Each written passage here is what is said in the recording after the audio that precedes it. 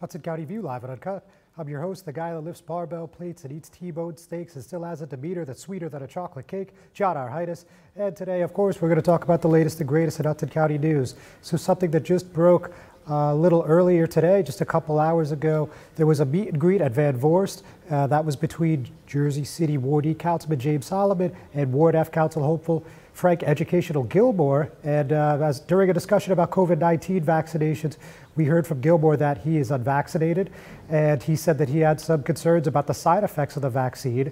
However, just around noon today, he then posted on all his social media channels that he got his first dose of the Moderna vaccine. So this is an interesting development. We're going to talk a little bit about that. And speaking of Councilman Solomon, he got a pretty decent endorsement this morning. That's the Hotel Trades Council, an influential union in New York and parts of New Jersey as well. They worked together on the Airbnb referendum, as they did, with the Fulop administration and the city council majority. And this is interesting because the Hotel Trades Council actually endorsed 8 members of Team Fulop, including the mayor himself. Well, the mayor and 8 council members, I should say. And Solomon is the one outlier, so that's kind of interesting. We're going to tell you exactly what that means. And we're also going to talk a little bit about what's going on with CarePoint. CarePoint Health, of course, owns the Bayonne Medical Center, Christ Hospital in Jersey City, and the Hoboken University Medical Center, and they're converting to a nonprofit. That led to this announcement led to a little bit of infighting between Bayonne Mayor Jimmy Davis and Council President Sharon Nadrowski, so we're going to talk about that. And as I am every week, I'm joined with a guest. Today, I'm joined with Jersey City Ward D Council candidate Danielle Freire. Due to work commitment, she couldn't make it to the studio, but she will be joining us virtually right after this break. Good Friend Self-Storage in North Bergen, New Jersey is a fully climate-controlled facility equipped with state-of-the-art security, packing supplies, a Refer a Friend program, and multiple loading docks convenient for commercial use. Located just off of Route 3 at 4301 Tunnelly Avenue, Route 1 and 9. Call 201-867-2444 or visit us on the web today. Good Friend Self-Storage. Let us be your good friend. When you have 3 children who are police officers, you worry about them every day, but you are also proud. Under Mayor Fulop, 70% of new officers in Jersey City have been minorities. Mayor Fulop also upgraded our public safety cameras with over 200 new cameras and body cameras on officers, protecting citizens and police officers. Steve Fulop is my kind of mayor. Burns Brothers Memorials, Monuments, and Markers, 787 Tunnelly Avenue, Jersey City. Hudson County's only monument maker, serving all faiths and cemeteries. Design, studio, and large inventory on site. Cemetery inscriptions and custom orders welcome. Burns Brothers Memorials, Monuments, and Markers, 787 Tunnelly Avenue, just south of Secaucus Road. Craftsmanship that will last for all eternity. Burns Brothers, Jersey City, Albert H. Hopper, North Arlington. Visit us on the net. Hudson County View Live and Uncut, John Arhitis, and as I just mentioned a few moments ago, today I'm joined remotely by Jersey City Ward D Council candidate Danielle Freire. Danielle, thanks for taking time out of your schedule to join us. Thank you so much for having me. You're very welcome. So let's jump right in. So last week, obviously, the Ward D debate was here at Hudson Media Group, and while I was not a part of it, of course, I watched like many other Heights voters. Now, during that debate, I noticed one point that you reiterated over and over is that the Ward D Council seat needs to be occupied by someone who is going to be independent of this administration. So why was that a point that you wanted to emphasize for the voters for the November 2nd nonpartisan election? Yeah, no, that's a great question. I think it's important to have a representative that is pushing back and making sure that they're holding the administration accountable. That can happen when you're not an independent council person. So I think by being a representative from the community that wants to bring the community to the decision-making table, we need to have that independent kind of status so that we don't feel kind of pushed to have to protect the administration, quite frankly. And I think it's really, really important to just have that independent stamp. And I say it everywhere because I feel like if we want the community at the table, we need to make sure that we have a leader that is willing and able to push back. And so long as we have representatives that are not independent or not, bought by developers, we can have that voice.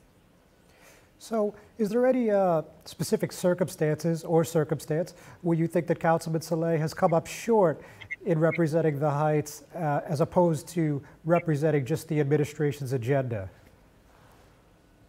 Yeah, I've talked to a number of residents here and neighbors when it comes to just kind of basic good government, basic responses. I spoke to someone the other day and all they want was like a tree outside of their house, and they sent an email and they just don't get any responses. So really it's about, bringing back that customer service oriented structure for our community, making sure we're being responsive regarding any types of needs that they have. And so that's something that I've heard that they haven't really heard from their councilman. They're not getting responses back. They're sending emails. They don't know where it goes. So that's something that I would push for to make sure that we are having a responsive leadership. Okay. Is there anything on the legislative end, anything on his voting record that you find troubling or that has caught your attention?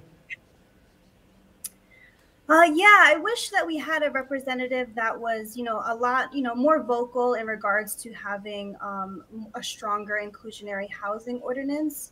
It was at this point, I think a month and a half ago, where we had that meeting right here on Central Avenue.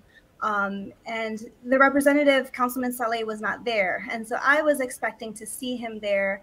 I had heard him say that, he doesn't want these, he's a supporter of more, affordable units and making sure that we keep families here. But I haven't really seen that representation, whether it's in community meetings or even in city council meetings. Yeah, I mean, he said he didn't attend that meeting because if it went before the council, he would have to abstain. So whether you like that rationalization or not, that's what he said previously.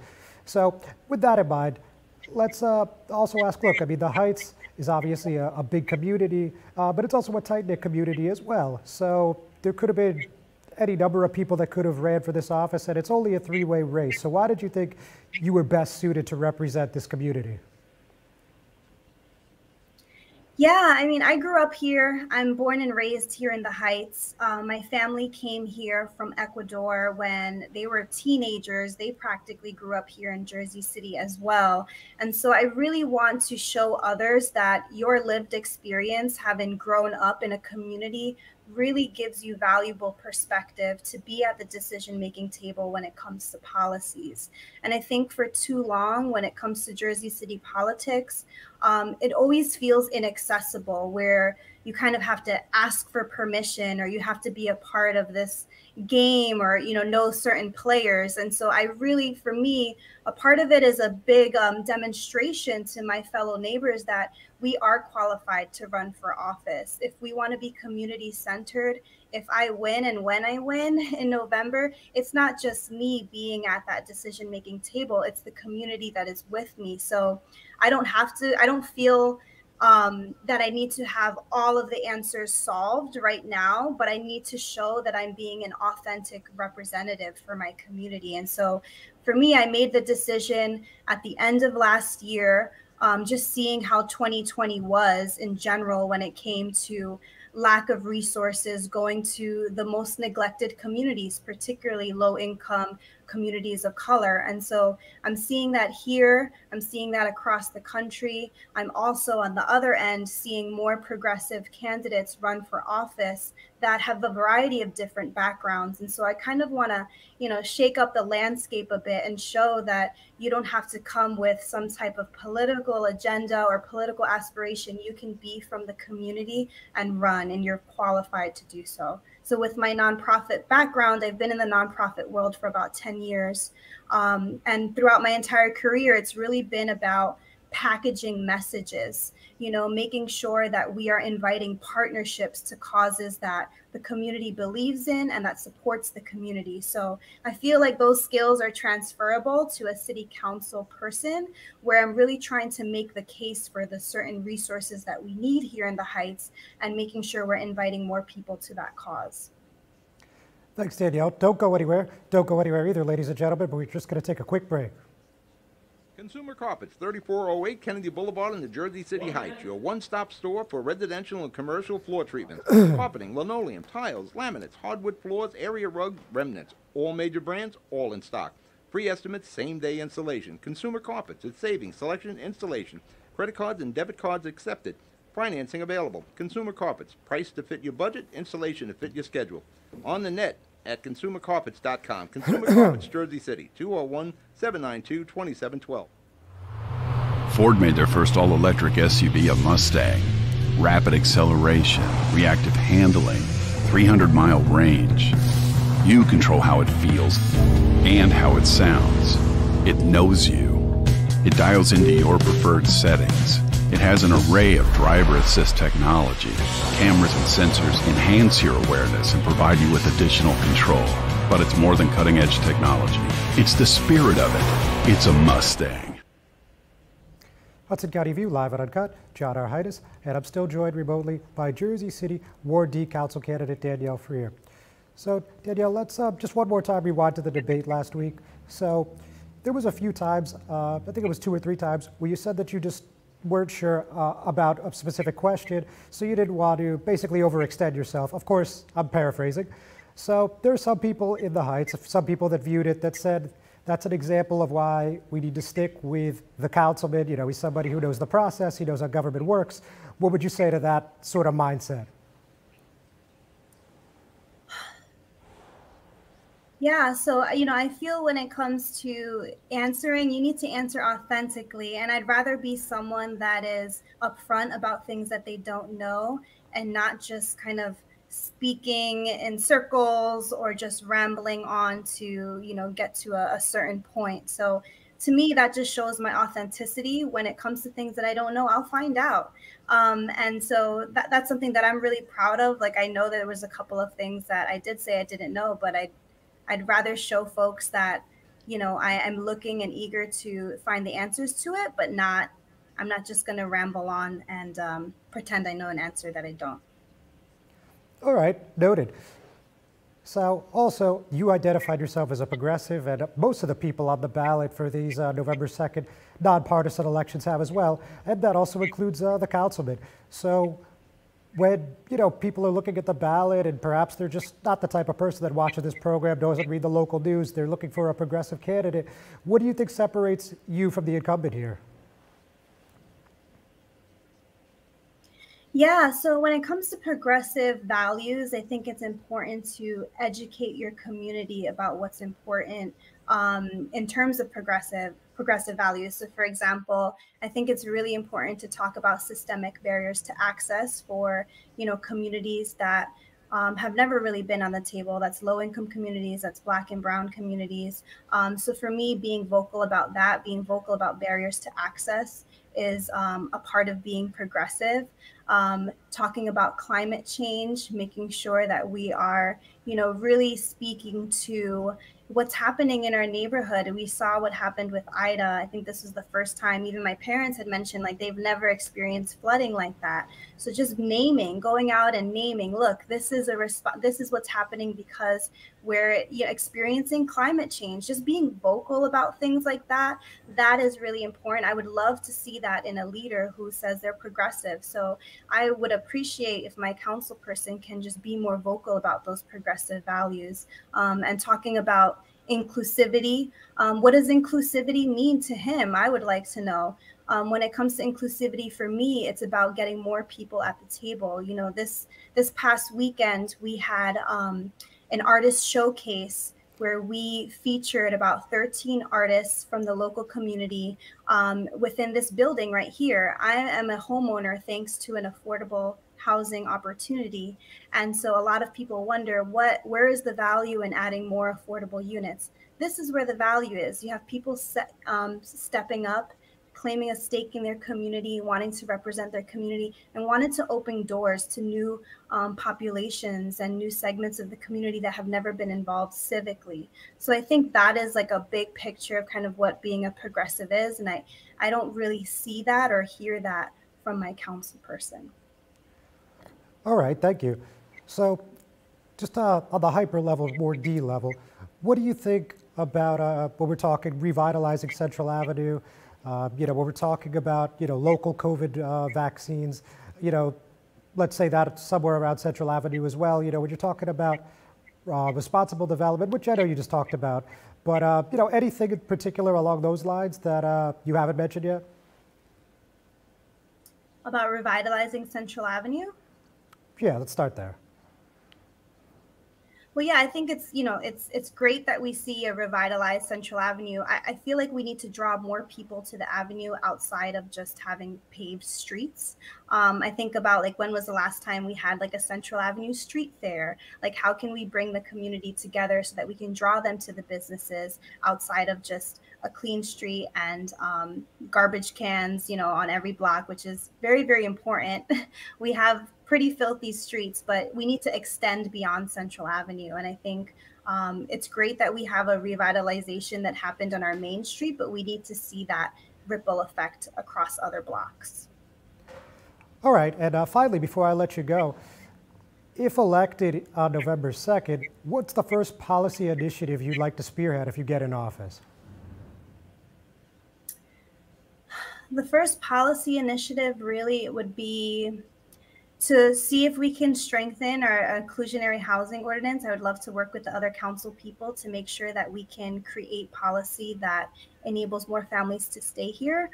So bringing that conversation up, being really bold, encouraging all of our council people to reimagine Jersey City as, where its value is in its people and not its property value. So that's something that would be important to me. Danielle, thank you so much. It was great to have this conversation. Nice to have you. Best of luck on November 2nd. Ladies and gentlemen, we're not done yet. You're welcome. We're going to take one more break, and we'll be right back. Newport, the luxury waterfront community on the Hudson River, offers a quality of life you deserve in one of our many high-rise towers. With amenities such as the on-site Newport Path, light rail, Newport Town Square, 3 playgrounds, dog run, upscale restaurants, retail giants like Kohl's, JCPenney, Macy's, and Target. Morton Williams and Acme Supermarket are just outside your front door. A health and fitness center, skating rink, and medical facilities are also on site. Enjoy the New York skyline from our waterfront and various parks. Manhattan is just one pass stop away, or a quick ride through the Holland Tunnel. Nursery and private elementary schools all on site. 12-screen movie theater at the Newport Center Mall. Looking to visit? Stay at the Westin or Marriott Hotel. For more information, visit us at newportnj.com. Make lasting memories to cherish forever. It's incredible. It's you, Newport. Live like you want. Did you know Jersey City was one of the first in the country to take action on the coronavirus? Face masks mailed to everyone. The first to offer free COVID testing. And Mayor Fulop also got direct cash relief to help residents pay rent and small businesses stay open. Now he's working to vaccinate as many residents as possible, with vaccine centers in every neighborhood and free Uber rides for seniors. Steve Fulop is my kind of mayor. Hudson County View Live and Uncut, John Our Highness. So a few news stories that have been notable, really just the past 24 hours. It's been a very robust news week so far. And of course, we're not even close to done yet. Now, as I mentioned at the top of the program, something that happened at a meet and greet at Van Voorst. This was a meet and greet with Jersey City Ward E Councilman James Solomon and Ward F Council Hopeful. That's Frank Educational Gilmore. And they were talking, having a discussion about vaccinations in Jersey City. And Gilmore came out and said that he's unvaccinated. So we're going to show you the clip. But briefly, he said, well, I'm not vaccinated. My wife is vaccinated. I'm not vaccinated because I really want to see the actual data on the vaccine. I've been reading a lot of conflicting stories, which is really aggravating to me with respect to the different types of side effects and things of that nature. Interestingly, this morning, a little before noon, I think it was probably, I don't know, between 10:30 and 11, but regardless, this morning, he got the first dose of the Moderna vaccine, which is interesting. So on top of that, We heard from Jersey City Ward F Councilman Jermaine Robinson. He said it was disgusting that his opponent would take an anti-vaccine stance. And this is what he also added, just like nearly 90% of Jersey City residents, I got vaccinated to protect myself, my family, and my constituents, and I'm now demanding that Frank Gilmore either prove that he has taken the vaccine or that he immediately stop holding in-person campaign events. So there's that. We also spoke to Vernon Richardson, who you know is an aide to Mayor Stephen Fulop, and he was also the chief of staff to the late Ward D Councilman Michael Young, who tragically passed away after losing a fight with the coronavirus. And he said that he's vaccinated and is extremely cautious, wears masks at all times. And this is just a really interesting development, especially as we head into this evening, where, as you guys may know, I am moderating the Ward F debate right here at Hudson Media Group. That's 6 o'clock, streaming on all our usual social channels. So with that, I think we're just going to go straight into the clip. We'll take one final break. We'll be back. No, well, I'm not vaccinated. My wife is vaccinated. I'm not vaccinated because I really want to see the actual data on the vaccine. I've been reading a lot of conflicting stories, which is really angering me with respect to the different type of side effects and things of that nature. So that's why I'm not vaccinated. I know it's the hard truth, but I could have easily lied to you. You would have never known. But it's the hard truth. It's hard to accept that you're going to advocate for vaccination if you don't believe I said, no, that's the education of the vaccination. Now, I'm a firm believer that, and again, this might be something we disagree on, right? But the thing you're going to learn about me is that I'm going to be extremely transparent. I'm not going to say something just because I think that you will like it. I'm going to always be transparent, and I'm going to be honest, right? So the thing for me is what I said was the education about the vaccination. And like I said, me and a young lady had a extensive conversation about this yesterday, because for me, I'm looking at a bunch of data, and I'm like, oh my, they're saying this, and then they're saying that. Then they're saying this, and they're saying that. Now, what I will tell you is that I do practice, like, you're not going to catch me all up in people's face and lollygagging and doing all that type of stuff. I do practice for my self-healthy eating habits, taking care of myself, and also making sure even if I do have them, I'm not exposing or, to others. Panapinto Properties, Jersey City, shaping the workplace with state-of-the-art office spaces and addresses your company desires. Building residences that define your home environment, adjacent to all modes of transportation with on-site parking available. The right address, the right lease. Call 201-521-9000 or visit online at panapintodevelopment.com. Panapinto Properties, building Jersey City for everyone. Introducing the all-new Ford Maverick. A truck for people who do stuff. And people who make stuff. People like Gabrielle Union. I make this look good, don't I? Who haul whatever they want to wherever they want. Like wood to build things made of wood with. And friends to get weird with. It's for long trips that the standard hybrid engine with a targeted EPA estimated city fuel economy rating of 40 miles per gallon helps with. That an 8-inch touchscreen connects with. And any trip that this interior makes more comfortable. But we'll let Gabrielle tell you all about it. Or I could just tell them it's a Ford truck that starts at less than $20,000 MSRP. Yep, that works too. The all-new Ford Maverick, built to defy expectations.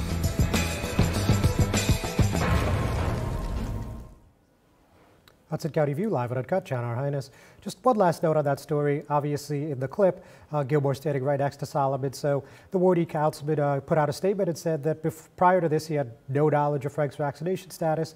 And after a frank conversation, he was able to help convince him to do so this morning. And he concluded with this. This moment highlights how important it is that we all continue to have these types of conversations with our friends and families until everyone gets the vaccine. So we're going to move right on now to another Jersey City story, and this one's really strictly electoral politics. This is the Hotel Trade Council supporting Solomon, and a big endorsement for anyone running for office, in my humble opinion, but particularly interesting because they'd already endorsed the vast majority of the Team Fulop slate. Back in February, the Hotel Trades Council endorsed Mayor Fulop, as well as everyone running with him at large, wards A, B, C, D, and F. At the time, they didn't have a Ward E Council candidate. It was 10 days before Chief Municipal Prosecutor Jake Hudnut announced he would be challenging Solomon. Now, several months later, here we see the Hotel Trades Council come out in favor of Solomon.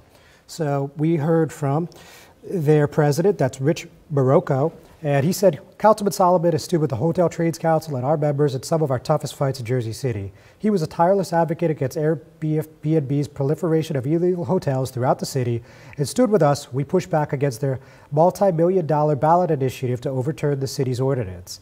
So obviously, that's an interesting stance. I mean, you don't get a lot of split endorsements from these big labor groups. They certainly happen, but this is an unusual one where they're 9% of the way in with one team and then endorse an independent. I mean, I haven't seen that in quite some time, if ever. So an interesting fun fact, I guess you could call it. And actually, I'm going to tell you about one other endorsement that happened this week. Let's talk about the New Jersey Working Families Alliance, who is, of course, led by Sue Altman, a progressive over in South Jersey that has been a challenger to the George Norcross Steve Sweeney machine for many years now. So they did basically a split endorsement, actually, but they didn't do a full endorsement. They only picked a couple select positions. And what I mean by that, in Hoboken, they endorsed Mayor Ravi Bala, but none of the people running for council at large. There are 3 seats that are going to be up for grabs November 2nd. And then in Jersey City, the group endorsed Fulop, Solomon, and Councilman at large Rolando Lavaro. So when we looked at their Twitter, this all came out through a Twitter thread before we got a bunch of statements in. They said at NJWF, we endorse candidates that represent the needs and values of working families in New Jersey.